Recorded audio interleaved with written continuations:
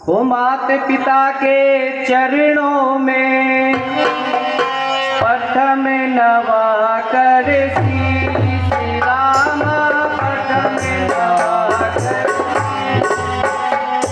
वो याद करूं फिर हृदय में वो दीन बंधु जगदीश, बंधु जगदीश रामाजी के बंधु जगदीश। वो गुरु वशिष्ठ के चरणों में है मेरा उपदेश राम, है मेरा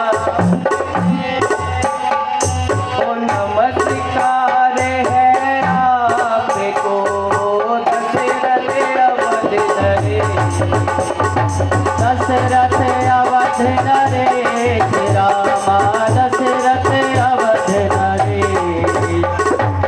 शुभ दिन शुभ घड़ी शुभ काल, श्रवण देव मम नगर आए, हुआ मैंने हाल।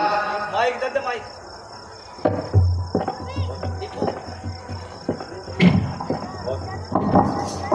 संदेह ओ इष्ट देव समय मान कर तज कर कपट विचार राम, तज कर कपट विचार मात्र भक्त संसार में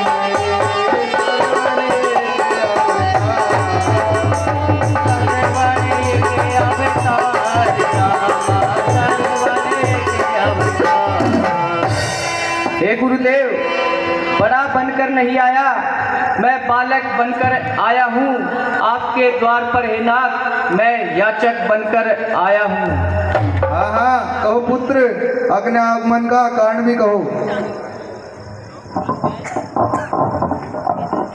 हे गुरुदेव, जिस प्रकार बिना श्रद्धा का शिष्य और बिना न्याय का राजा पाप की खान होता है, उसी प्रकार बिना माँ बाप की सेवा के पुत्र का जीवन भी नरक के समान होता है। आपको तो ज्ञात ही है कि मेरे माता पिता जन्म से अंधे नहीं है, बस यही मेरे लिए शोक का समाचार है।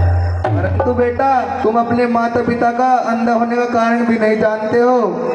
हाँ, नहीं जानता, परंतु जानने की इच्छा है। अच्छा तो सुनो, तुम्हारे माता पिता सदैव के अंधे नहीं है, उन्हें कोई पुत्र नहीं होता था, इसलिए उन्होंने एक पुत्र प्राप्ति के लिए यज्ञ किया। फिर भगवान विष्णु प्रसन्न होकर कहने लगे कि तुम्हारे भाग्य में पुत्र का मुंह देखना नहीं है। फिर अगर तुम स्वयं को अंधा होना स्वीकार करोगे तो मैं तुम्हें पुत्र दे सकता हूँ। इस प्रकार आपके माता पिता ने स्वयं को अंधा होना स्वीकार किया और तुम्हें मांग लिया। हे बेटा, इसी प्रकार ही तुम्हारा जन्म हुआ। ओ धन्य है, आज मुझे ज्ञात हुआ कि माता पिता का मुझ पर कितना उपकार है। मेरे कारण वनों में फिरे, मेरे कारण जमीन पर सोए और अंत में अंधा होना स्वीकार किया। हे गुरुदेव, अब शीघ्र ही उनकी आंखों का कोई उपाय बताइए।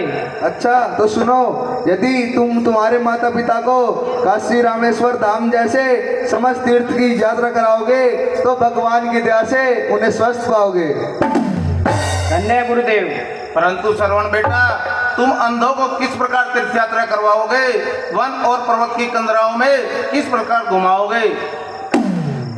गुरुदेव के आशीर्वाद से और आपके प्रताप से बनाकर काठ की कावड़ उन्हें कांधे चढ़ाऊंगा, फिरूंगा तीर्थों पर और स्नान कराऊंगा। ओहो, माता पिता के चरणों में सबका प्रेम प्रदान, संकट सब संसार, उनको सरल महान। अच्छा बेटा, अब जाओ। ठीक है गुरुदेव, मैं अभी जाकर ये समाचार माँ बाप को सुनाता हूँ। मैं खाली झोली आया था और झोली भरकर जाता हूँ। रहो।